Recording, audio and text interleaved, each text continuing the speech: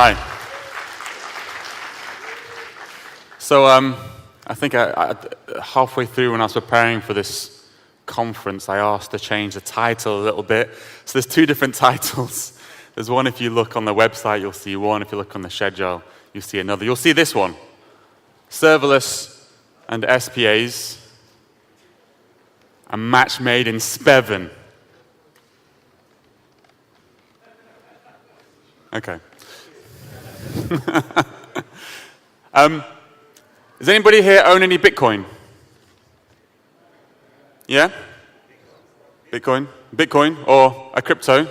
Well, Bitcoin. Did you buy it when it was cheap? No? I did. Check that out. August 23rd, 2013, I bought a Bitcoin. Thank you. Thank you. Thank you very much. Some people call me, have you heard of Warren Buffett? Some people call me the Asian Warren Buffett. But my friends, they know me a little bit better because later on that day I sold half of it. But I kept the rest for 4 days, then I sold that as well. Okay, so what you can summarize from this slide is that on stage right now is somebody who's very, very good at investing money. But even somebody as good as me, even I can do with a little bit of help every now and again. So I listen to this podcast. Does anybody listen to this podcast? No? It's a really interesting podcast. It's 20 minutes every week on economics. Fun little economics facts. It's very, very cool. At this point, I should say I am not affiliated with the Planet Money podcast or NPR. They have not endorsed me or my company. But they had an idea last year, a very interesting idea. They thought, have you heard of this guy? Donald Trump. He's the president of the United States of America. So they noticed a few things about this guy. They noticed that A, he likes to tweet a lot, and B, that sometimes when he tweets, he says negative things about companies. And so this is a company, he said something negative about Toyota Motor, then instantly, the second that tweet came out, the price of Toyota Motors went down, instantly. So they asked themselves the question, what if they could make a trading engine that could make trades based off of Trump tweets and make a profit? Right? And that's exactly what they created. In fact, they created it and released it on Twitter as an account. You can actually go to, it's called BOTUS, Bot of the United States. And if you go to the Twitter account, you can see it every time Trump tweets, and it's a tweet that would trigger a trade. They will put information about the trade and how much they made on the website, on the Twitter account. But unfortunately, they late last year, they shut it down because they're a podcast, they're not an investment firm, they needed the money for other stuff. And everybody was really, really sad about this. But so that's why I decided to create my very own BOTUS, okay? That would make money for me automatically. We all know where this is going, yeah? But don't worry, I have made a profit so far this year. $61. Oh yes, thank you very much. But although, admittedly, that's about 50 cents for every hour I worked on the project. But I don't know, I'm counting that as a win. But don't get excited though. This talk isn't about how to create your very own BOTUS. If you search for me on YouTube, you'll find talks where I talk about BOTUS and how to build it. Now this talk is about how to build, it talks about how to architect and scale a web app like BOTUS. And I chose BOTUS because BOTUS is a complex web application. It's not just a hello world type SPA. It has a lot of different parts to it. For instance, it's got, a view layer, sorry, I jumped ahead a little bit. Not that long ago, building an application like this was really clear how to build it. Okay, perhaps we'd use a web framework like Express or Django or Rails or something along those lines. We'd have something that's the view layer, that basically you pass it some data, it has a template, and it'll render out some HTML. We'd have something like a controller or something that sits between the view layer and the database, gets all database queries. But in this application, we also have something called a Twitter feed. It has something that reacts not just to user events. It needs to react to a tweet coming out. And then it's also got another part, an engine, an actual trading engine. This thing needs to really work very, very well. You don't want things going wrong with a trading engine because that's dealing with money. And yeah, we would probably use 5 years ago, maybe we'd probably use a web framework like Express or Rails or Django. I used to be a Django developer to build something like this. But the world has changed a lot in a very short amount of time. And I think as JavaScript web developers, we're often feeling a little bit fatigued at how fast things move, right? Our world moves the fastest. So things have changed a lot, okay? And the topic of today's talk is really, that's how I would build it 5 years ago. How would I build it today? Okay, and how would I scale it and how would I architect it for scaling? Okay? And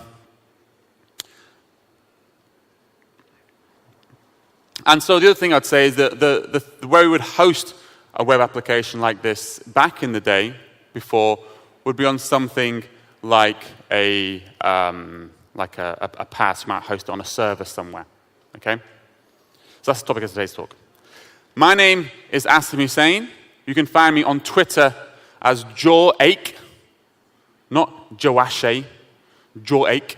I blog about Angular and JavaScript and now AI as well on my website, codecraft.tv. And I'm what's something called a cloud developer advocate at Microsoft, which basically means I work in the Azure team. So I work with all the Azure PMs, our cloud infrastructure. These are the rest of the developer advocates. We're a very, very new team. So if you go to that link there, you'll find all of us. I think there's only 60 of us on there. And yeah, we cover all kinds of everything open source, all different technologies. I'm in the JavaScript team. We've got everybody covering from AI to Kubernetes, everything there. And it's kind of we describe ourselves as everybody here wrote the book on the subject in the technology that they're specializing in. I'm also an instructor on Udemy. Does anybody use Udemy? Oh, a few Udemys. Anybody here have one of my courses? Hi, thank you. So recently, Udemy added automatic subtitling to the courses. And finally, they correctly transcribed my name to Awesome. So my name is Awesome, and this talk is going to be very Asim. All right, so as I said, how would I build an application like this today, both in terms of kind of the application technology, but it's also in terms of kind of the cloud hosting technology. But just to kind of, and what I say here is we'd probably used to host it on something called a PaaS. I'm just going to explain what is a PaaS and what is the history of cloud hosting, because it kind of feeds in to the rest of the talk. So back in the day, I'm actually old enough that I remember these days, we used to have on-premise. And in fact, a lot of people still have on-premise, which means you bought hardware and you put it in a data center somewhere, or you own a data center, okay? So on-premise, you own the hardware, you have to install the operating system on the hardware, then you have to install your web framework on the operating system. But if the hard drive fails, you have to fix it, okay? Nobody likes doing that. So then we invented something else called infrastructure as a service, where we started using virtual machines. Somebody else took care of the hardware for you. If the hard drive failed, they had to fix it. But you still have to install the operating system and the web framework as well. And because as web developers, we're incredibly lazy, we started complaining about all this stuff, or usually just making mistakes. So eventually everybody said, well, fine. We'll deal with the operating system. You just install the framework. And that's what we call a PaaS, a platform as a service. There's lots of different platform as a service offerings out there. There's the most important one at the top, and there's some other ones underneath there. You don't need to know them. But yeah, sorry, that's a bit of a joke. But anyway. So there's other ones there. Obviously, Azure App Services, Google App Engine, Amazon Beanstalk, not just all of Amazon, Amazon Beanstalk is their PaaS offering. And I think the most famous of which is Heroku. So that's what we'd basically do. So we'd probably host that on a PaaS somewhere like that, and that's what I'm hosting here. I'm hosting it on a PaaS. Okay, so what do we do with the rest of our application? We've got a view layer. What we typically would do that today is we'd rip it out, the view layer, and we turn it into an SPA. But what is an SPA? Who builds SPAs today? Okay, it's about 30% of the audience. 31% of the audience. So an SPA, very, very quickly, an SPA, it just means that only a single page is returned from the server. I'm an Angular, I do a lot of Angular development, and if you were to build an SPA with Angular, in fact, all you can build is an SPA with Angular these days. If I was to build an SPA with Angular and actually go through the build, ng build, -- prod, this is what it would output in an output folder. This is it. Okay, whether I have 100 URLs, one URL in my website, or 10,000 URLs in my website, this is all that would be output in the folder. And the important thing to see here is that there's just one HTML file, index.html. That's it. That's the only file that gets returned when you request an SPA. Hence, why it's called a single-page application. Okay? There'll be a quiz later on. Pay attention. So, that's what I say. One of the most popular ways of building web front ends these days is with SPAs, and that's what we would do. We would rip it out and we'd build it. Okay? And there's loads of talks out. There's loads of information about how to build an SPA. How do you actually code it up? Tons of information out there. But the real question is, and the question I want to answer here is, where'd you put it? Right? Where'd you put it? And the decision, I shouldn't be so judgmental. The decision I see a lot of people make these days is just to host it on a PaaS. They probably front it with Node or something like that, have it returned as static assets. And that's not the best way, okay? And I often wonder, why do people do this? And I actually think it's just because they were used to using whatever service they used here. Now they're building SPAs, they just kind of use the same thing to host it. But there's a better way. There's a much, much better way that's far cheaper and far, far faster. And that's what I'm going to show you today. But to understand that, we have to understand a concept which we think we all understand, or you think you all understand, called static versus dynamic requests. Okay? A static request, if you request a static resource from a URL, it means the same URL will return the same thing. So no matter what. If two different people request the same URL and it returns the same thing, it's static. If you request the same URL over time and it returns the same thing, it's static. Okay? The opposite of that is dynamic. If two different people request the same URL and it returns something different, it's a dynamic request. We all understand? Yeah? Because now it's a quiz. Now we'll see if you understand. All right? Question number 1. If you were to request a JPEG file, is it static? Put your hands up if it's static. Put your hands up if it's dynamic.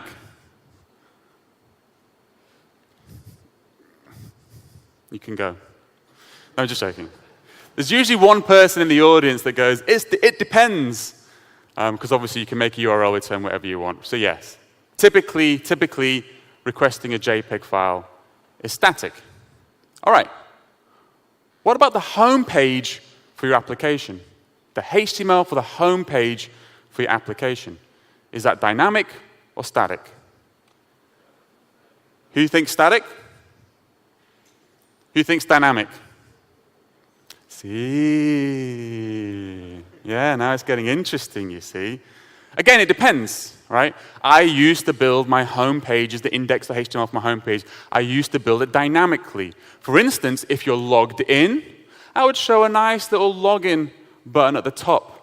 You know, if you're logged in, I'd show your avatar at the top. If you're not logged in, I wouldn't show your avatar. One example, how I'd make the home page dynamic.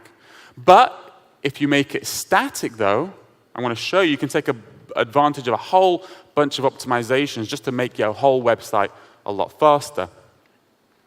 And okay, what about a profile page? You know, it's going to be different. That URL is going to return something different for me, for you. Is that static? Is that dynamic? Great, you all passed that one. Well done. There's a prize. There's no prizes. So now we are fully clear as to what is static and dynamic. Let me ask you the real question. Is an SPA dynamic or static? Who thinks it's dynamic? About half. Who thinks it's static? About half. The audience is split. The answer is static. Okay? Yes. I don't know why we're clapping, but let's just do it anyway. So they're static, right? Because I showed you the output folder for Angular. It was just some files on a hard drive. That's all that's happening. If you requested those same files, you would get the same files as I get. If two different people over two different countries requested that SPA, all they're going to get is the files on that hard drive, the same information. If you request the same information from if the same URL returns the same information, it's static. Okay? Unless you rebuild your SPA and you generate new files, then you get different files, okay? But generally, if you haven't rebuilt your SPA, it's static. Why is that important? It's important for quite a few reasons. The number one, well, not the number one, but one of the main reasons is caching. Okay? The internet would not happen without caching. Performance would not happen without caching. Caching is what it's all about. Okay? The most famous, the most well-known, I'd say, version of caching that almost everybody in this room, well, again, I don't know if everybody in the room knows about it, but it's browser-based caching. Okay? So your browser itself has a cache. So if you requested the same resource and the browser already has it in its cache, it might return it from its own cache. Okay? But that's not the only cache that exists on the internet. It's not the only cache that exists in a request from your browser to the server. In fact, there's quite a few other separate nodes involved in the way. And it's not just 4, it could be like dozens, right? So the CDN is also a well-known one. You would pay for a service called a content delivery network where you'd basically stick your assets. It's distributed across the globe. It's more for speed to get data regionally close to different people. But a CDN isn't a surprise. Like, you know you're using a CDN because you're paying for it, right? The interesting one I love is proxy servers. Does anybody know about proxy servers? Or proxy caches? A couple in the audience. Proxy caches are amazing. So your ISP, do you call them ISPs here? Internet service provider, the people you pay for your internet. They would probably almost definitely have proxy caches because they don't want to, if you're requesting the same information as your next door neighbor, they don't want to pay the upstream costs to all their other competitors for the bandwidth. They'll just cache that stuff locally in their own data centers, right? So it's called proxy caching. It's getting less and less common as countries improve their internet infrastructure. They kind of get rid of proxy caches. But there's definitely lots of places around the world, lots of countries around the world, which have to use proxy caching in order to get fast internet speeds, right? And the great thing about proxy caching, the wonderful thing about proxy caching, is that you don't pay for it. You don't pay for it. So you might make a request. Your user might make a request. It looks like a full request. It's not coming from the cache. It looks like a full request, but it's going to get served by the proxy, right? You don't have to. It doesn't ever reach your servers. You don't have to pay a penny to serve this request. Told you I was good at making money, didn't I? Exactly. How do you take advantage of this? There's a whole, I'm not going to go through the whole detail.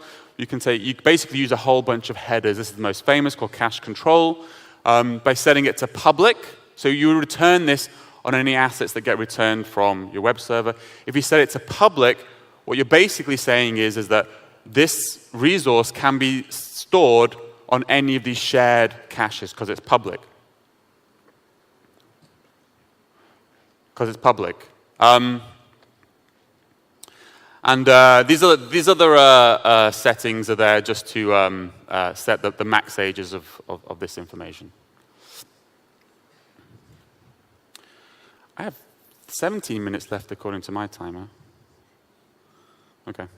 So the other thing is the other reason why static is important is in serving. Okay, is in serving the resources.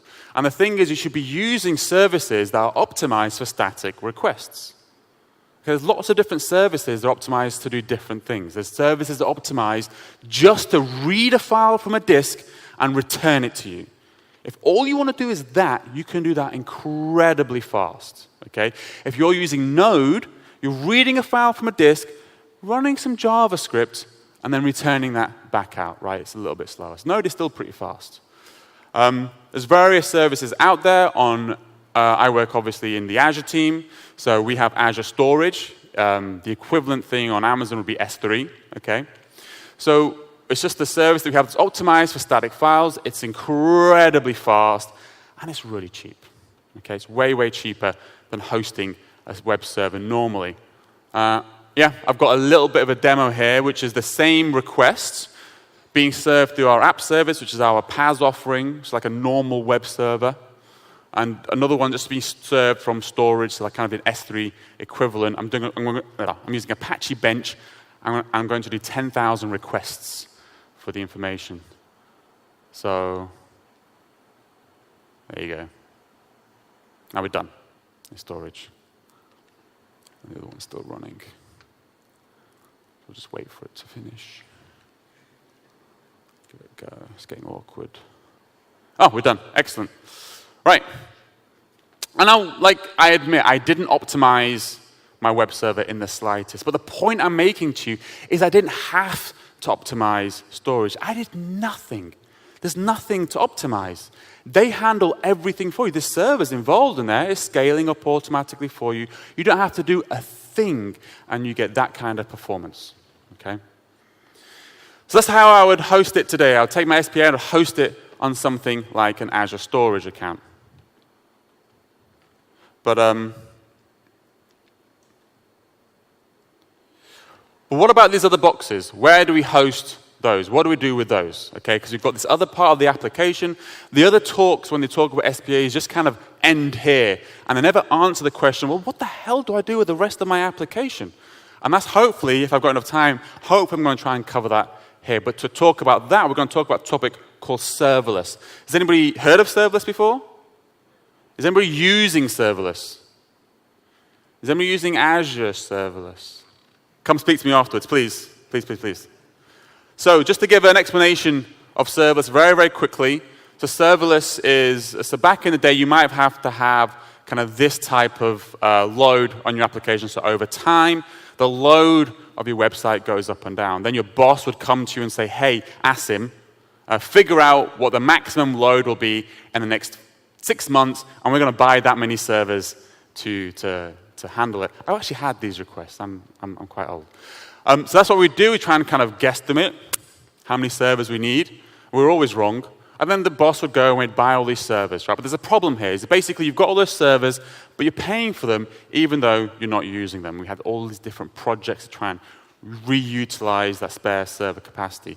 And that's why we really liked when VMs came out, because then we could build something that kind of scales up the servers and scales down the servers as time goes on. But, you know, we might onboard too many servers at the top there, so we're paying for servers we don't need, and we might take down too many servers when we see the capacity going down, and then we have poor performance for our websites. What you want is this. Just something that gives you the perfect capacity to serve exactly what you've got, and then also you only pay for whatever you use. That's it, right? And that's serverless. That's my definition of serverless, is you pay only for actual usage and not for predicted usage. You never have to predict anything. You just get a bill at the end of the month for however much you use. That's all that serverless is. Right? That's all that it is with auto-scaling. All right? So another quiz. Is Azure Storage or S3, is it serverless? Yeah? Are you sure about that? So who thinks it's serverless? Who thinks it's not serverless? You're a commenter. Yes, I would say if it quacks like a duck, if it walks like a duck, if it tastes like a duck, it's a duck. I'd say Azure Storage is serverless.